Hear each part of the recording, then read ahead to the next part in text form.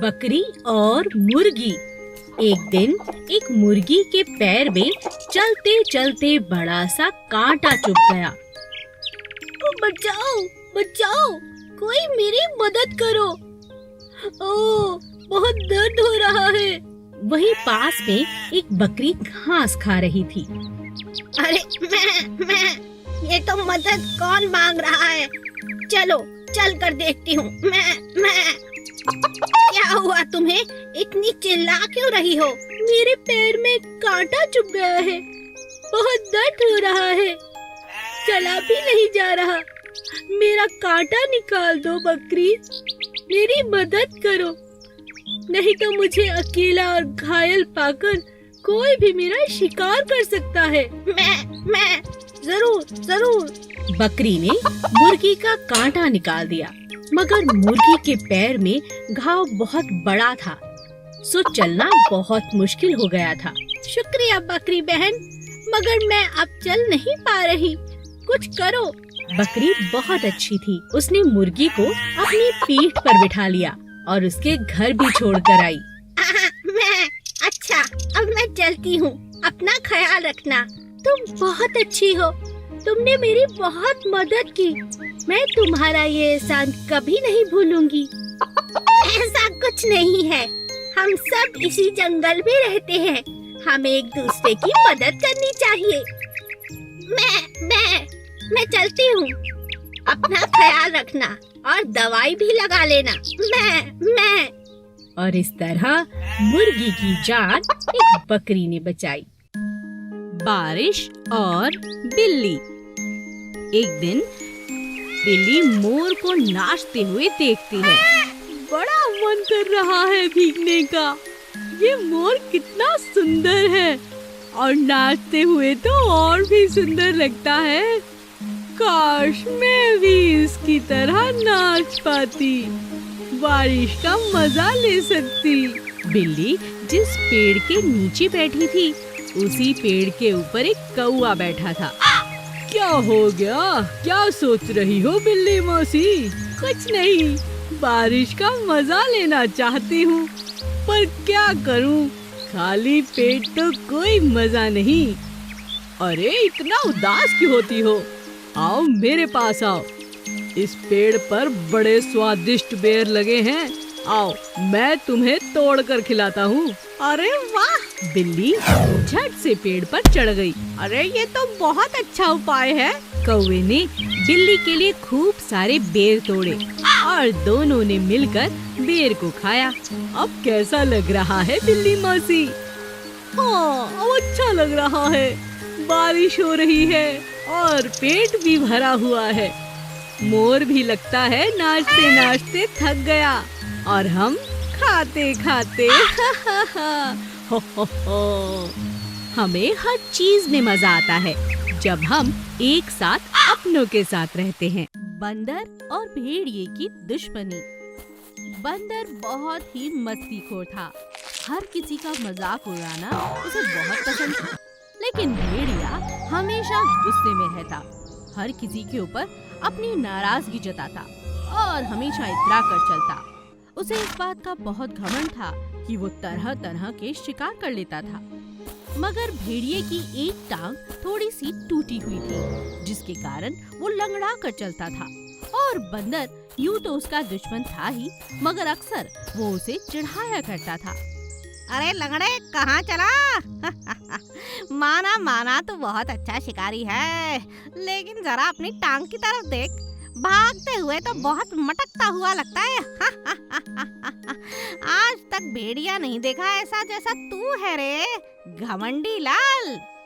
भेड़िए को बंदर का इस तरह से उसका मजाक उड़ाना बिल्कुल पसंद नहीं था।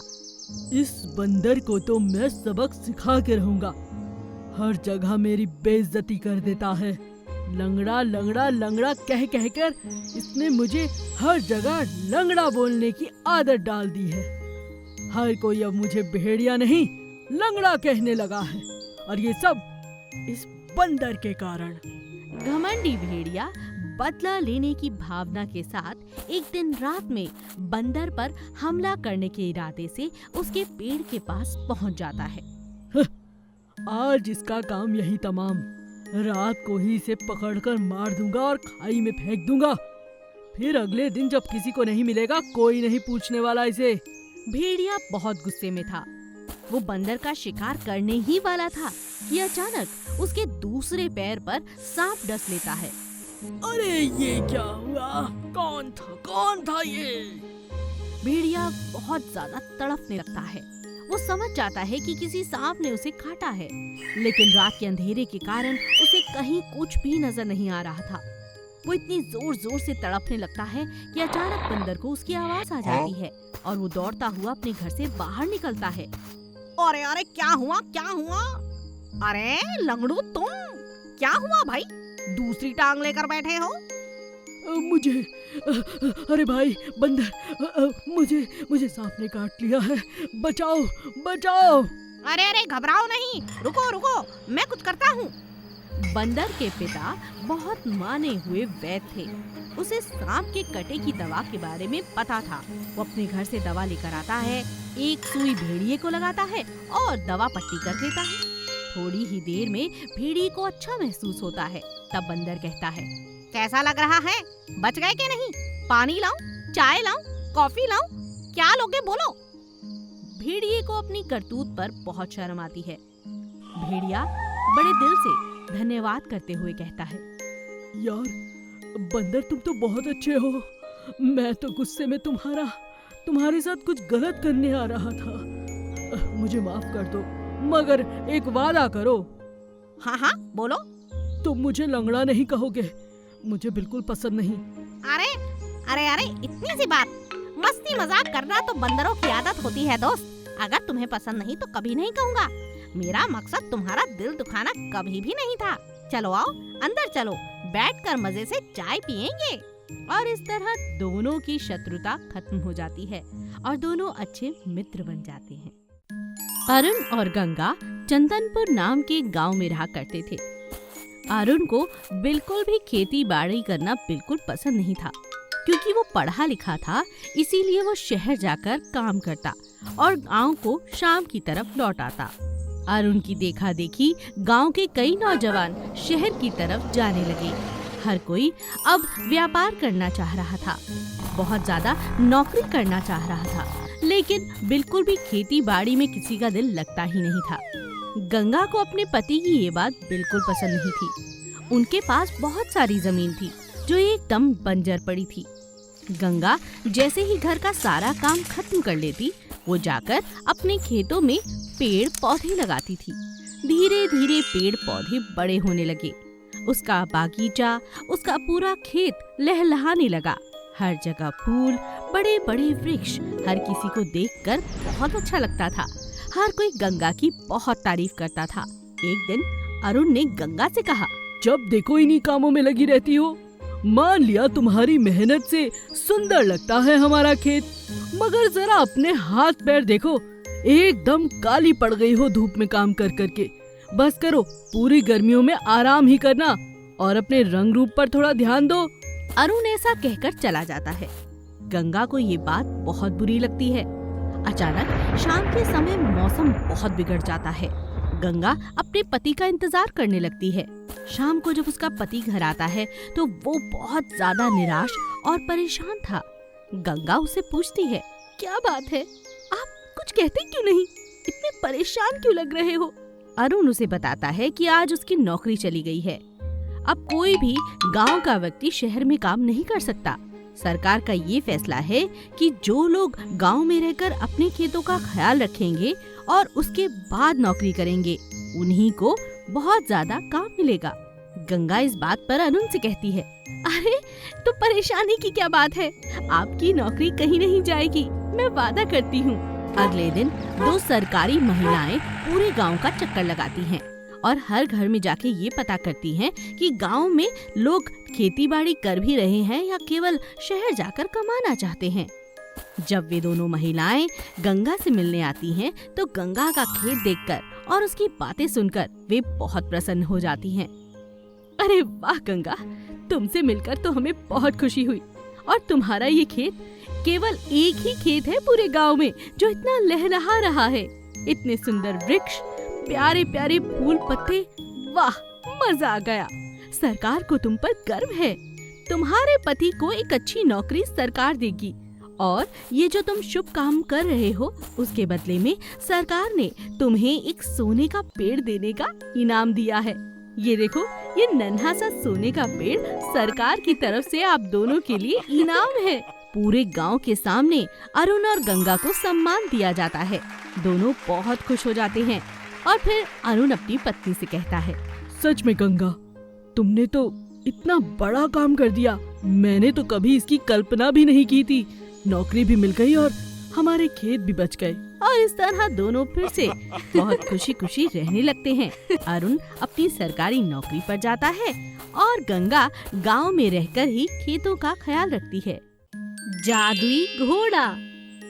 रीता और शबनम को पढ़ने लिखने का बहुत शौक था, लेकिन उनके गांव से स्कूल बहुत दूर था। हर रोज स्कूल के लिए जाना उनके लिए बहुत बड़ी मुसीबत हो जाती थी। चाहे वो दिन में कितनी भी जल्दी स्कूल के लिए ना निकलें, लेकिन स्कूल पहुंचते पहुंचते हमेशा उनके 2 से 3 पीरियड मिस हो जाया करते थे और वो देर से ही स्कूल पहुंचा करती थी।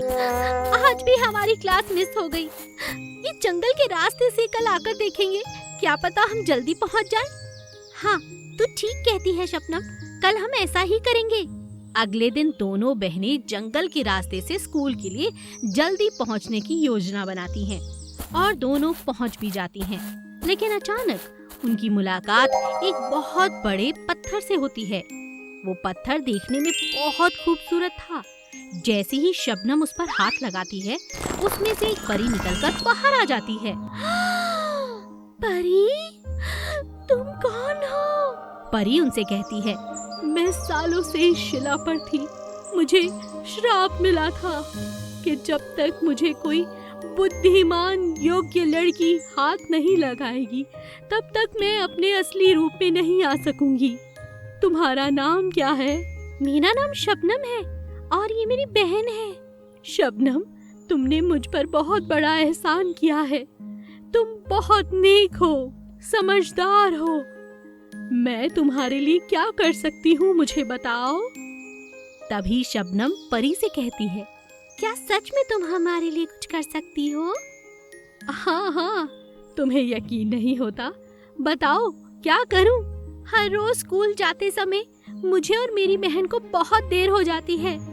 मुझे पढ़ लिख कर बड़ा अफसर बनना है, अपनी गरीबी को दूर करना है, लेकिन क्या करूं? ऐसा कुछ भी नहीं कर पाती। मेरी बहन भी पढ़ना चाहती है।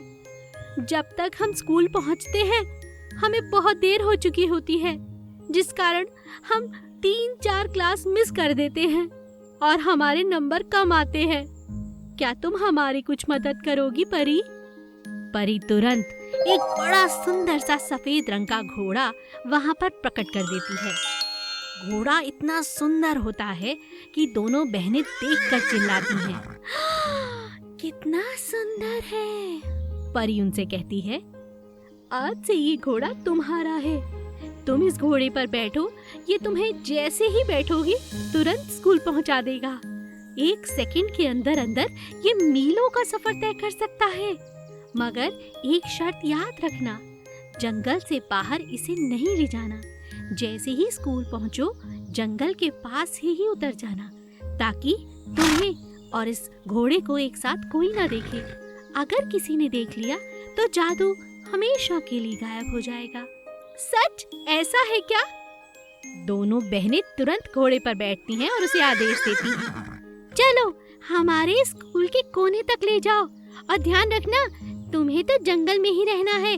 वहाँ तक पहुँचाना जहाँ से हम जल्दी से स्कूल पहुँच जाएं।